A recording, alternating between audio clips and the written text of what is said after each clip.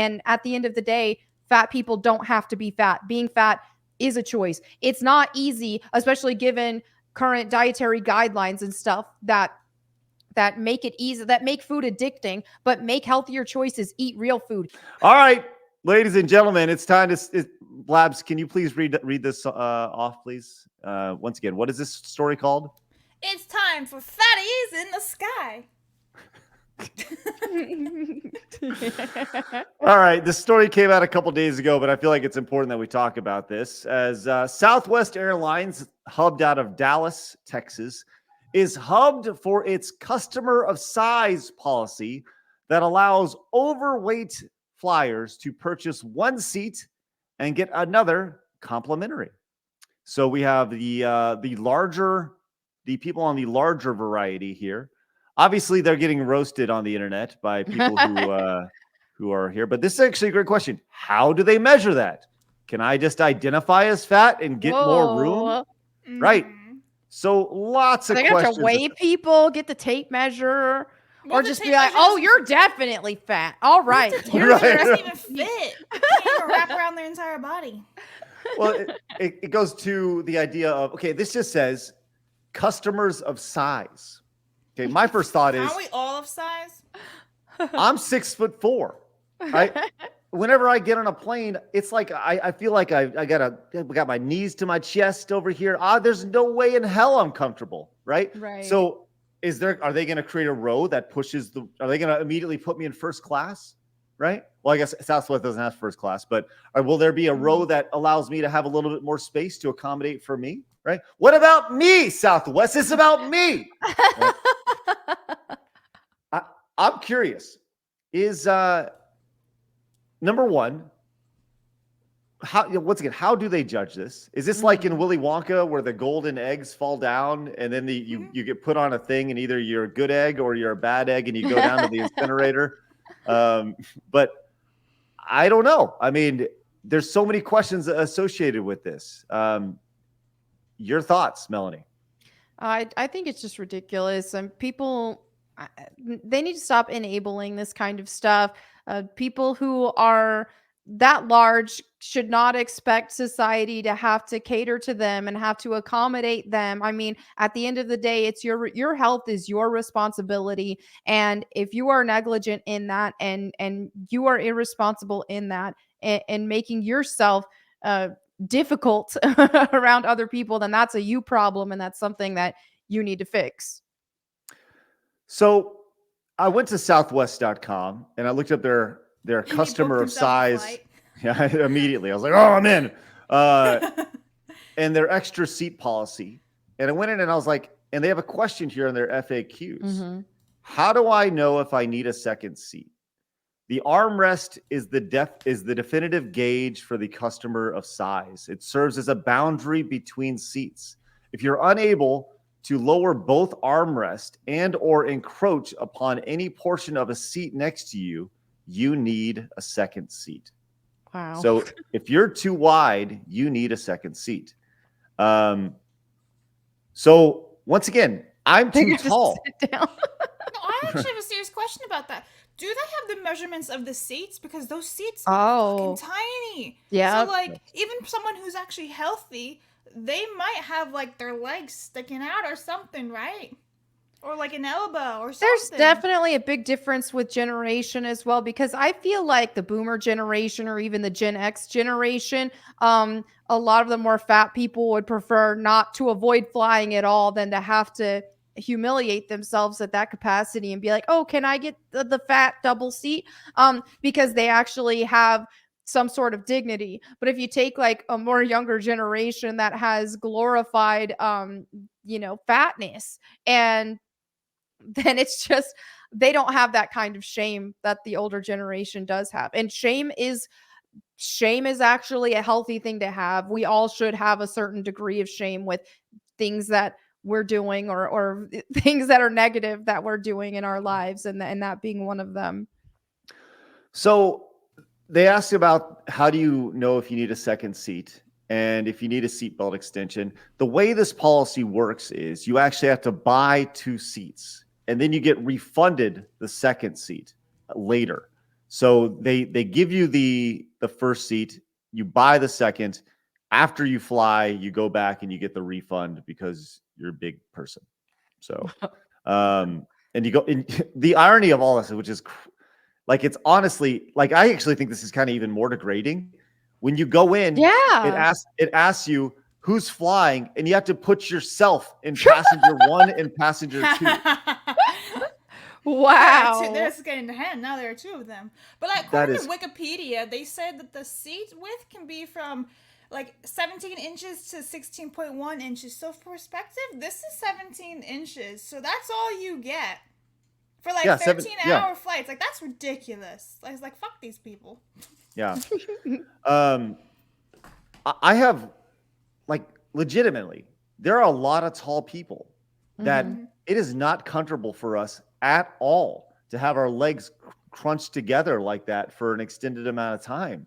And by extended amount of time, I mean like 10 minutes. Right. So do we fall under the customer of size policy? Right. And what about tall and big people? Can they buy 3 seats? And does this only end at 2 seats? Do you have to have an aisle seat? Can you sit in the middle? What if you sit in the middle? Do you overflow to the other seats? You get an entire aisle to yourself or entire row to yourself?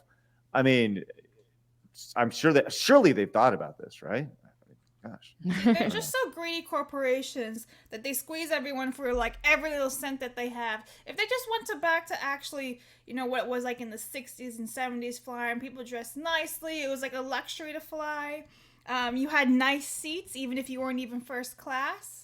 Like, it's flying used to be like an experience, like I said, a luxury, and now everyone's just packed together like cows. Like, it's kind of inhumane, honestly, because like, if you think about it, if you're even flying for like 3 hours to like 12, 13, 14, 15 hours, it's not healthy being stuck like that. It's actually very bad for your body.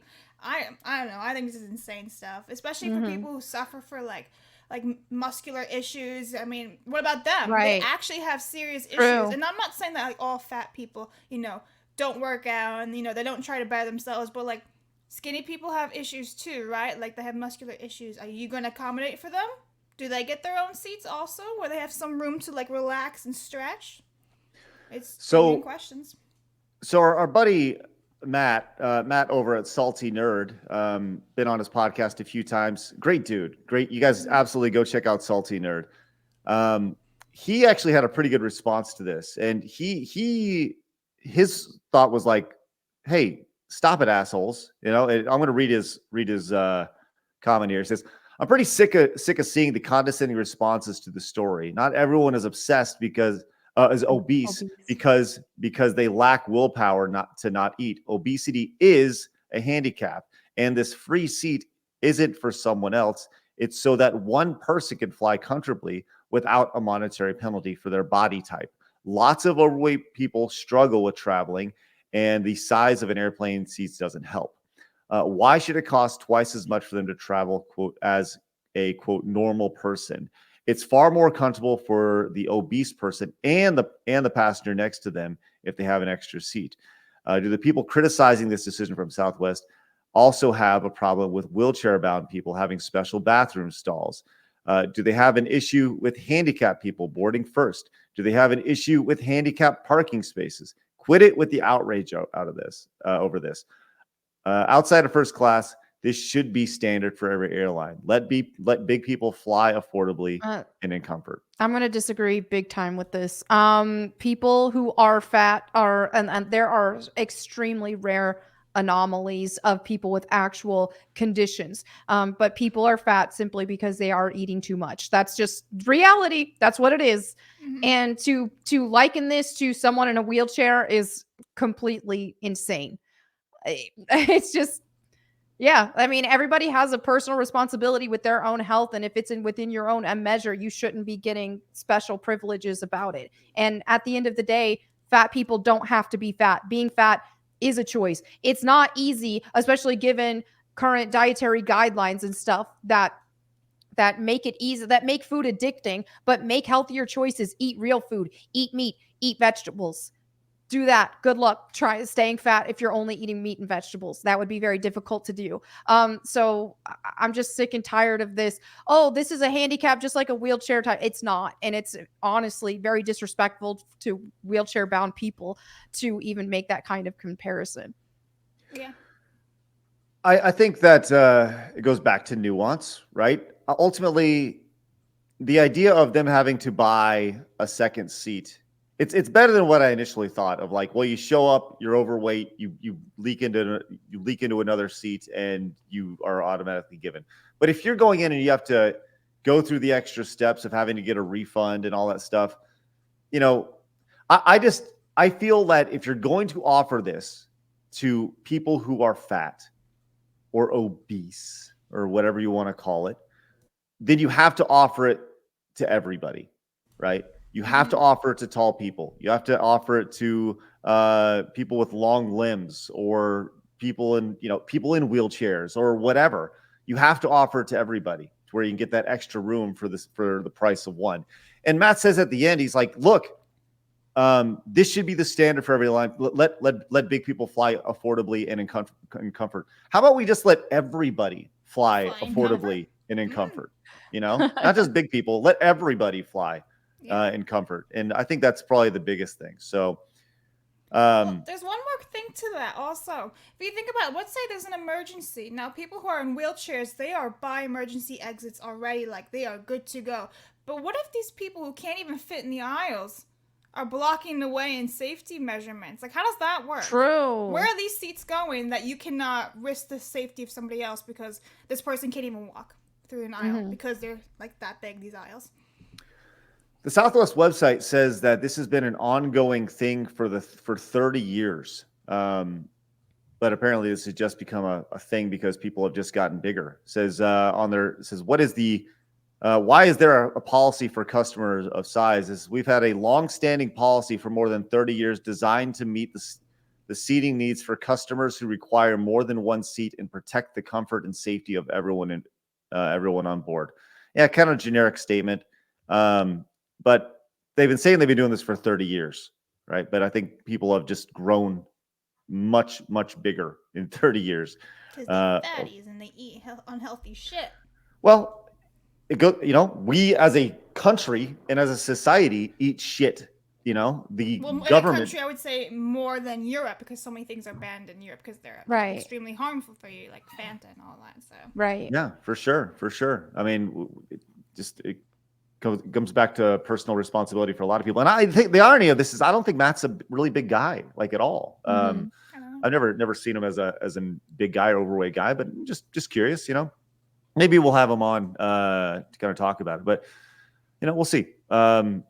It's always good to hear other perspectives, which is awesome. For sure. But what do you think about this? Leave us a comment down below. We read every single one of them. Also, make sure you hit the subscribe button because you have found your home for common sense in the gaming and entertainment worlds.